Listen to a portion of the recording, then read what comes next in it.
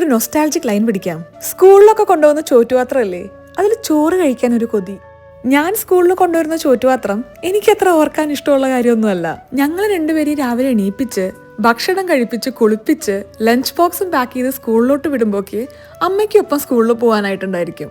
എന്നും രാവിലെ വീട്ടിൽ ഒരു ഓട്ടപ്രദക്ഷിണമാണ്. ഈ ഓട്ടത്തിന്റെ ഇടയിൽ പാക്ക് ചെയ്യുന്ന ചോറ്റുപാത്രത്തില് അങ്ങനെ വലിയ വെറൈറ്റി വിഭവങ്ങളൊന്നും ഉണ്ടാവാറില്ല. എന്നും ഒരു കുമ്പളങ്ങ കറിയും ഉപ്പേരിയും. കഴിക്കാൻ വേണ്ടി ഇതെല്ലാം കൂടെ കുഴച്ചാ വെക്കുക. ഉച്ചയ്ക്ക് ചോറ്റുപാത്രം കവർന്നെടുക്കുമ്പോൾ ഈ കുഴച്ച ചോറിന്ന് വെള്ളം ഒലിച്ചിട്ട് ഒരു മണം വരാനുണ്ട്.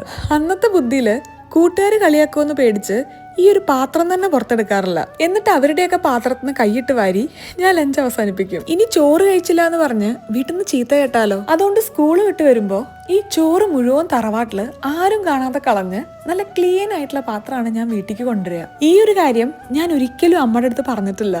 അതുകൊണ്ട് തന്നെ എൻ്റെ ഒരു സ്കൂൾ കാലഘട്ടത്തിൽ മൊത്തം അമ്മ ഇതൊന്നും അറിഞ്ഞിട്ടുമില്ല. പക്ഷെ ഇപ്പൊ അമ്മയ്ക്ക് അറിയാം ആ മഞ്ഞ കുമ്പളങ്ങ കറി എനിക്കുണ്ടാക്കിയ ട്രോമ. പക്ഷെ ഇവിടെയാണ് അമ്മമാരുടെ സ്പെഷ്യാലിറ്റി. ഇതൊക്കെ അറിഞ്ഞിട്ടും 3-4 മാസം മുന്നേ നാട്ടിൽ വന്നപ്പോൾ സ്പെഷ്യലായിട്ട് അമ്മ എനിക്ക് വേണ്ടിയത് ടേബിളിന്റെ മുകളിൽ ഉണ്ടാക്കി വെച്ചിരിക്കുന്നു മഞ്ഞ കളറിലെ ആ കുമ്പളങ്ങ കറി. ഇങ്ങനത്തെ കാര്യത്തില് അമ്മമാരോട് മത്സരിച്ചിട്ട് കാര്യമില്ല. റീൽസ് ഒക്കെ കണ്ട് ചോറ്റുപാത്രത്തിനോടൊരു കൊതി തോന്നിയപ്പോൾ എൻ്റെ സ്വപ്നങ്ങളിലൊരു ചോറ്റുപാത്രം നമ്മളെല്ലാവരും കൂടെ ചേർന്നുണ്ടാക്കി. സംഗതി കൊള്ളായിരുന്നു.